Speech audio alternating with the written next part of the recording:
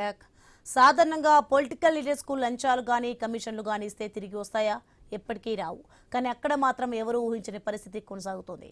ఇన్నాళ్ళు అధికార బలంతో పీకుతున్న నేతలు ఇప్పుడు తాము తిన్నదంతా బుద్ధిగా కక్కేస్తున్నారు.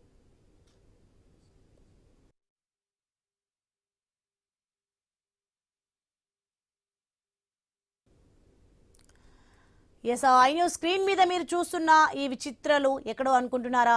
వెస్ట్ బెంగాల్ కట్ మనీ పేరుతో పేదల రక్తాన్ని పిండిన టీఎంసీ నేతలకు జనం చుక్కలు చూపిస్తున్నారు. తాము ఇచ్చిన కమిషన్లు ఇచ్చేయాలంటూ ప్రజల నేతల ఇళ్లను ముట్టడిస్తున్నారు. దీంతో ఏం చేయలేక తిరిగి ఇచ్చేస్తున్నారు నేతలు.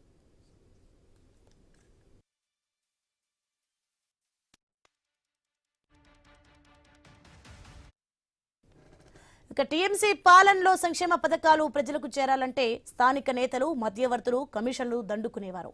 దాన్ని అక్కడ కట్ మనీ అంటారు. అప్పుడు ఇదో పెద్ద దందాగా మారిపోయింది. ఎలాంటి సంక్షేమ పథకాలైనా సరే ప్రజల అకౌంట్లో డబ్బులు పడగానే స్థానిక నేతలు వాలిపోయేవారు. ఇల్లు కావాలా? కట్ మనీ ఇవ్వు. మరుగుదొడ్డి కావాలా? కట్ మనీ ఇవ్వు అంటూ కమిషన్లు దండుకునేవారు. ముఖ్యంగా ప్రధానమంత్రి ఆవాస్ యోజన కింద ఇల్లు వచ్చిన పేదల నుంచి భారీగా డబ్బులు గుంజేశారు. అయితే ఇప్పుడు సీన్ రివర్స్ అయింది. ఇంతకాలం భయంతో నోరు మెదపని జనం ఇప్పుడు తిరగబడ్డారు. ఇక జుగుమరి అనే గ్రామంలో ఒక టీఎంసీ నేత ఏకంగా రిక్షాకు మైకు కట్టి అనౌన్స్ చేశాడు.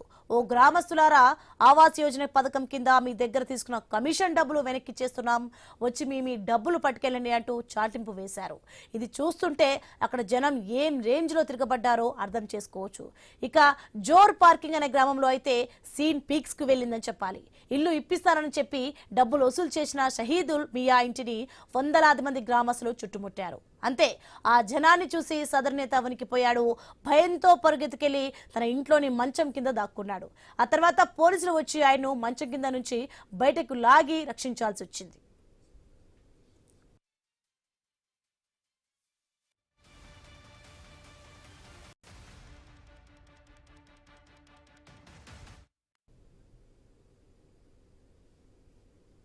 ఇక వాస్తవానికి 2019లోనే మమతా బెనర్జీ స్వయంగా చెప్పారు, ప్రజల దగ్గర అక్రమంగా తీసుకున్న డబ్బులను వెనక్కి ఇచ్చేయాలని సూచించారు. కానీ నేతలు మాత్రం వినలేదు. ఇప్పుడు అధికారం మారుతున్న వేళ జనం తిరగబడి ముక్కు పిండి వసూలు చేస్తున్నారు.